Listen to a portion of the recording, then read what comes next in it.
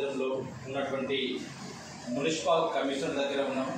మరి ఈ యొక్క ఆసిఫాబాద్ పట్టణ అభివృద్ధికి మరి ఎలాంటి చర్యలు చేపడుతున్నారు, అసలు మరి ఈ యొక్క స్థానిక సమస్యలపైన తన వంతుగా కృషి ఏ విధంగా చేస్తున్నారో మనతో మాట్లాడడానికి, మరి ఏ విధంగా మరి ఇక్కడ ఉన్నటువంటి అక్రమ కట్టడాలు అయితేనేమి మన వివిధ రకాలైనటువంటి సమస్యలపైన స్పందించడానికి మాట్లాడడానికి మనతో మాట్లాడించే ప్రయత్నిద్దాం. నమస్తే. ఆసిఫాబాద్ కమిషనర్ టౌన్ డెవలప్మెంట్ కోసం కానీ టౌన్ కోసం ప్రభుత్వం నుండి ఏదైతే ఫండ్స్ వస్తాయో నిధులు వస్తాయో దాని గురించి డెవలప్మెంట్ చేస్తాం. మా మున్సిపాలిటీలో మాత్రం ఇక్కడ ఆదాయం లేదు. 1,5,00,000 డిమాండ్ ఉంది. నాకు 5,000 నుండి శాలరీస్ ఇవ్వాలి. ఇక్కడ మాత్రం ఆర్థిక ఇబ్బందుల్లో ఉన్నాం. ఇంటి విషయాన్ని మనం ప్రభుత్వం దృష్టి, కలెక్టర్ దృష్టికి, అందరికీ లోకల్ బాడీ మన స్పెషల్ ఆఫీసర్ ఉంటారు, వాళ్ళ దృష్టికి తీసుకెళ్ళి ఫండ్స్ ఏదైనా వస్తే మన వంతు బాధ్యత మనం నిర్వహిస్తాం. ఆసిఫాబాద్ పురపాలక సంఘం ఫిబ్రవరి 2 తారీఖు నాడు 24 రోజు డిక్లేర్ అయింది. ఆ రోజు నుండి కూడా ఆ వ్యవస్థ పరిపాలన వ్యవస్థలో డెవలప్మెంట్ అప్పుడు బడ్జెట్ విషయంలో అయితే మనకు 1,05,00,000 గ్రామ పంచాయతీ నుండి ఇచ్చిండ్రు. అంత మట్టుకే దాంట్లో మనం వనరులు పెంచుకోవాలి, ట్యాక్సులు పెంచాలంటే కొత్త ఆటికి మట్టుకే నెంబర్లు ఇచ్చి దానికి ట్యాక్సులు పెంచుతాం. పాత ఆటికి మాత్రం 3 years దాకా రివిజన్ చేసుకున్నది. డెవలప్మెంట్ విషయాలు అంటే ప్రభుత్వం నుండి ఈ రోజు వరకు కూడా ఎలాంటి ఒక్క పైసా గవర్నమెంట్ ఫండ్ రాలేదు. తర్వాత లేబర్ పారిశుద్ధ కార్మికులకు ఇప్పుడు 5 months శాలరీస్ పెండింగ్లో ఉన్నాయి. అది కూడా గ్రామ పంచాయతీ శాలరీసే, మున్సిపాలిటీ శాలరీస్ రాదు. తర్వాత లైటింగ్, సెంట్రల్ లైటింగ్ మాత్రం మనం వచ్చిన సెంట్రల్ లైటింగ్, పార్క్ డెవలప్మెంట్, దాంట్లో లైటింగ్, స్ట్రీట్ లైటింగ్ అన్నీ వేయడం జరిగింది.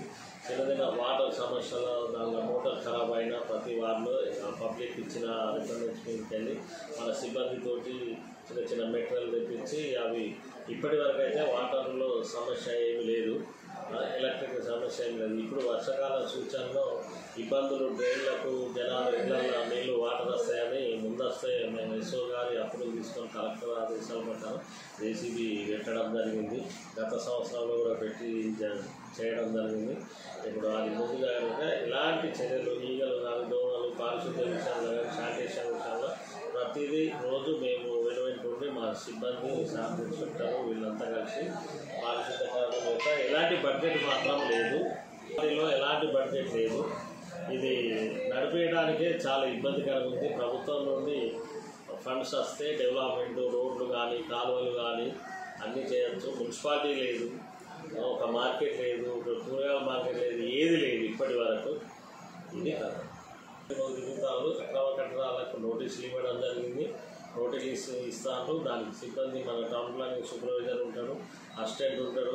వెంచర్లకు కానీ పర్మిషన్ కానీ అన్నీ డీటెయిల్ ఉన్నాయి. వాళ్ళు ఎన్ని వెంచర్లు అప్లై ఏదైతే చేసిందో ప్రభుత్వం కూడా మొన్న June 30 వరకు కూడా డేట్ ఇచ్చింది పర్మిషన్ దానికోసం, రెగ్యులరేషన్ కోసం. అది నడుస్తుంది. నోటీసులు ఇవ్వడం జరిగింది. త్వరలో మేము తీసేయడానికి కూడా, ఇల్లీగల్ కట్టిందని తీసేయడానికి కూడా చర్యలు తీసుకుంటాం. దానికి ఒక కమిటీ ఉంటుంది. కమిటీ దాని మీదకి వెళ్ళి చర్యలు ప్రజలకు ఇబ్బంది కలగకుంటే పల్లెటూరు నుండి వచ్చిన వాళ్ళకి కానీ మన పట్టణ వాసులు మరుగుదొడ్డి కొరకు మనం బస్టాండ్ దగ్గర, పెట్రోల్ బంక్ దగ్గర ప్లేస్ ఉంది. దానికి ఒకరికి కంపెనీ ఏజెన్సీ వాళ్ళకి ఇచ్చాము. వాళ్ళు వచ్చి త్వరలో ఇది చేస్తారు. వాళ్ళే కట్టి ల్యాట్రిన్, వాళ్ళే టాయిలెట్ కట్టి ఇది చేస్తారు. అది త్వరలో మన ఆర్డర్ ఇవ్వడం జరిగింది. వాళ్ళు కాంట్రాక్ట్ వచ్చి స్టార్ట్ చేస్తారు. ఏది ఏమైనా ప్రజలకు అందుబాటులో ఉంటాం. వాళ్ళు ఏ సమస్య చెప్పినా కూడా మేము చేయాలి. మన అందుబాటులో ఉన్నంత పెద్ద రోడ్లు, డెవలప్మెంట్ అది ఇది అంటే ఫండ్స్ లేవు, ఏది కానీ అసలు నిధి ఎట్లా వస్తాయి ఇప్పుడు పాలకవర్గం లేదు. మాకు స్పెషల్ ఆఫీసర్ ఉంటారు.